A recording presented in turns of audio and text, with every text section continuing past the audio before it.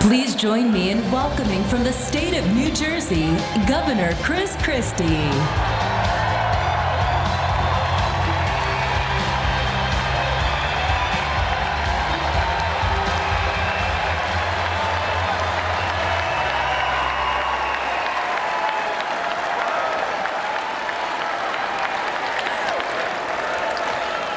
Good evening. Good evening. I'm here tonight not only as the governor of New Jersey, but also as Donald Trump's friend for the last 14 years. We are about to be led by not only a strong leader, but by a caring, genuine, and decent person. I'm proud to say that the voice of the people of our nation is being heard in this hall tonight, and those voices want Donald Trump to be the next president of the United States.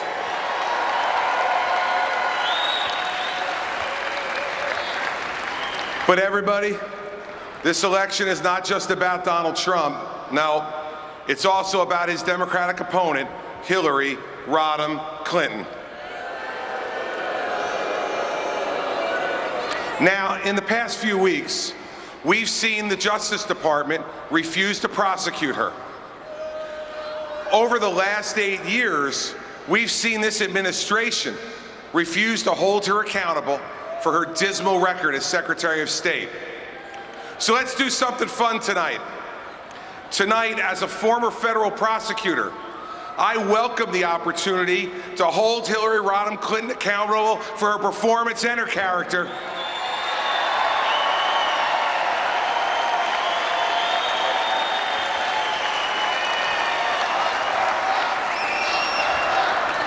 Now,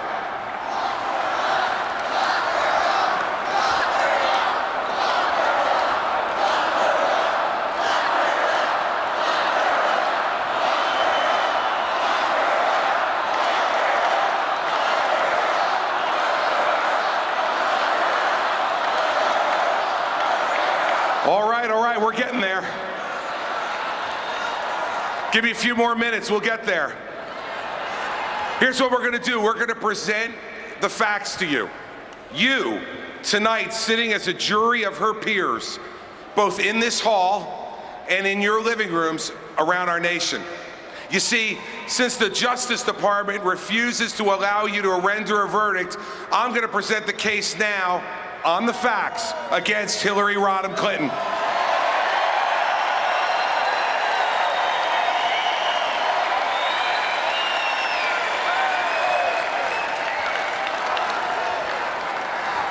Now, she was America's chief diplomat. So let's look around the world at the violence and the danger today in every region that has been infected by her flawed judgment. But I'm going to be specific so that you can render your verdict tonight on the basis of the facts. Let's go to North Africa. She was the chief engineer of the disastrous overthrow of Gaddafi in Libya. Libya today, after Hillary Clinton's grand strategy, their economy's in ruins, there's death and violence on the streets, and ISIS is now dominating that country. So I'm going to ask you this. Hillary Clinton, as a failure for ruining Libya and creating a nest for terrorist activity by ISIS, answer me now, is she guilty or not guilty? In Nigeria, Hillary Clinton amazingly fought for 2 years to keep an al-Qaeda affiliate off of the terrorist watch list. Now, what happened because of this reckless action by the candidate who is the self-proclaimed champion of women all around the world? These al-Qaeda terrorists abducted hundreds of innocent young women 2 years ago. These schoolgirls are still missing today. And what was the solution from the Obama-Clinton team? A hashtag campaign. So now let's figure it out. Let's decide. Hillary Clinton, as an apologist for an al-Qaeda affiliate in Nigeria, resulting in the capture of innocent young women, is she guilty or not guilty? See, She fights for the wrong people. She never fights for us. She doesn't get the real threats that America faces. So now let's go to China. In China, Hillary Clinton praised the Chinese government for buying our debt to finance Barack Obama's bloated stimulus plan. She was so desperate for Chinese cash, she promised to oppose the Buy American provision in the stimulus bill in exchange for the cash to finance a huge expansion of federal government spending. So, Hillary Clinton, putting big government spending financed by the Chinese ahead of good-paying jobs for middle-class Americans, is she guilty or not guilty? Let's go to Syria. In Syria, imagine this. Imagine this. She called President Assad a reformer. She called Assad a different kind of leader. There's now 400,000 dead. Think about that. 400,000 dead at the hands of the man that Hillary defended. So we must ask this question. Hillary Clinton, as an awful judge of the character of a dictator and butcher in the Middle East, is she guilty or not guilty?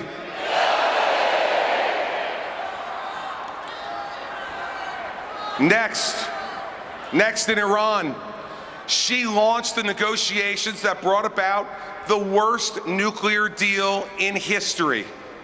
Let me be clear.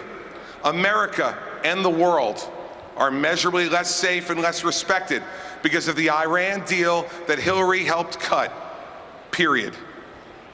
After she launched those negotiations, she became the biggest cheerleader for this agreement in the end. It's a deal that will lead to a nuclear Iran, an Israel that will be less safe and secure, and a much more dangerous Middle East. So let's ask it. Hillary Clinton, as an inept negotiator of the worst nuclear arms deal in American history, is she guilty or not guilty? Next.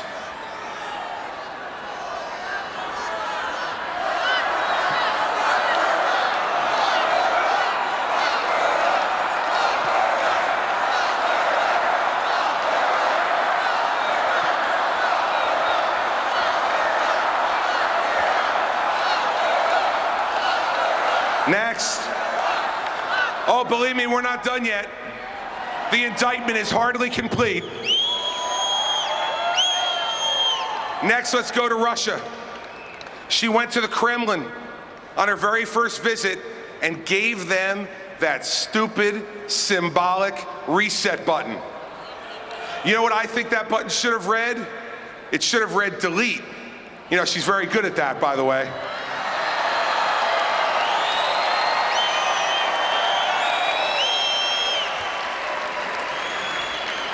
And it should have read delete because she deleted in 4 years the safety and security it took us to build in 40 years. The next year, she said our goal, America's goal, was to strengthen Russia. Strengthen an adversary led by a dictator who dreams of reassembling the old Soviet empire? What an extraordinarily dangerous lack of judgment. So once again, we need to ask, as a flawed evaluator of dictators and failed strategist who has permitted Russia back in as a major player in the Middle East, is Hillary Clinton guilty or not guilty?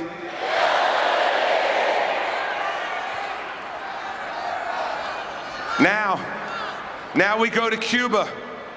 Hillary Clinton supported concessions to the Castro brothers and got almost nothing in return for ending the embargo. She supported a deal that didn't even require this murderous regime to return a cop killer, Joanne Chesimard, to face justice. See, I know about this personally.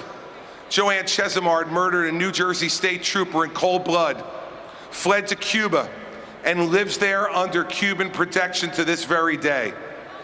I want to ask you, how could someone live with their own conscience when you reward a domestic terrorist with continued safety and at the same time betray the family of a fallen police officer waiting for decades for justice for his murder? So let's ask the question. Hillary Clinton, as a coddler of the brutal Castro brothers and betrayer of the family of fallen state trooper Werner Foster and his family, is she guilty or not guilty?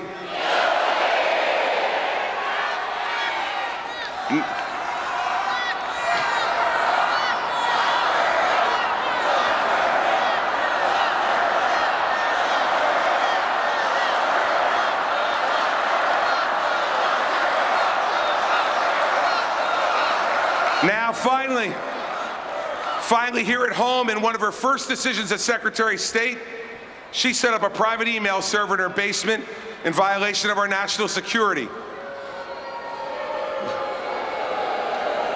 Let's face the facts. Hillary Clinton cared more about protecting her own secrets than she cared about protecting America's secrets. And then she lied about it over and over and over again. She said there was no marked classified information on her server. The FBI director said that's untrue. She said that she did not email any classified information. The FBI director says that's untrue. She said all work-related emails were sent back to the State Department. The FBI director said that's not true.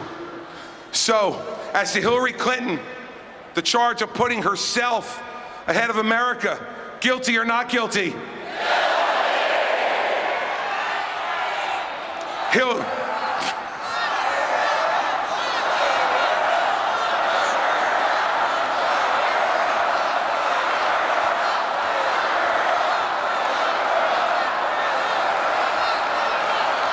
I got another question for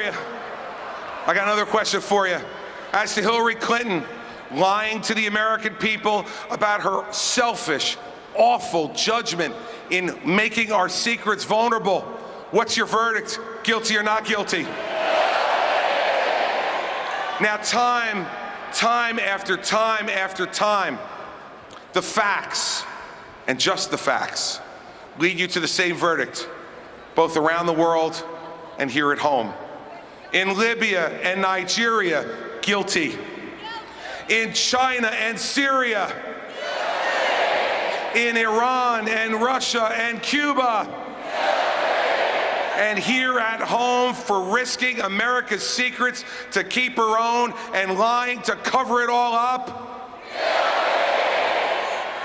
Her focus group tested persona with no genuineness to be found is a sham, meant to obscure all the facts and leave you able to vote for her.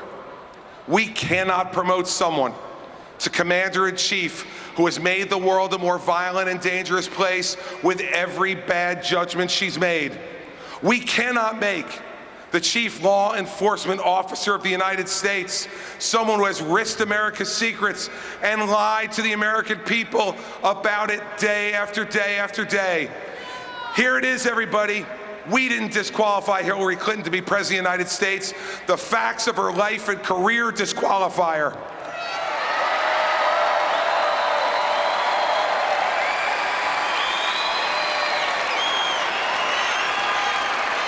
See, I can tell that everybody in this hall agrees with this, but I want to take our last moments here to talk to all of you at home, in your living rooms, sitting there tonight. You're the ones who will decide this election. We have an alternative. We have a man who is unafraid. We have a man who wants to lead us. We have a man who understands the frustrations and the aspirations of our fellow citizens. We have a man who judges people based on their performance, regardless of your gender, your race, your ethnic or religious background. I implore you, we do not need to settle for less in this election. We cannot reward incompetence and deceit. We need to demand more than what Hillary Clinton offers for America. Because see, we know exactly what 4 years of Hillary Clinton will bring. All the failures of the Obama years, but with less charm and more lies.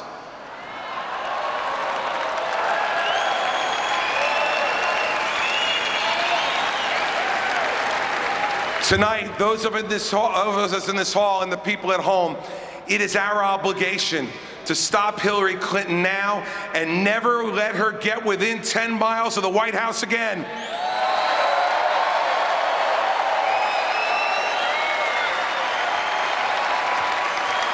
It is time to come together and make sure that Donald Trump is the next president of the United States.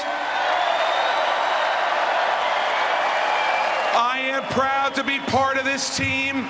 Now let's go out and win this thing together. Let's go get them. Good night.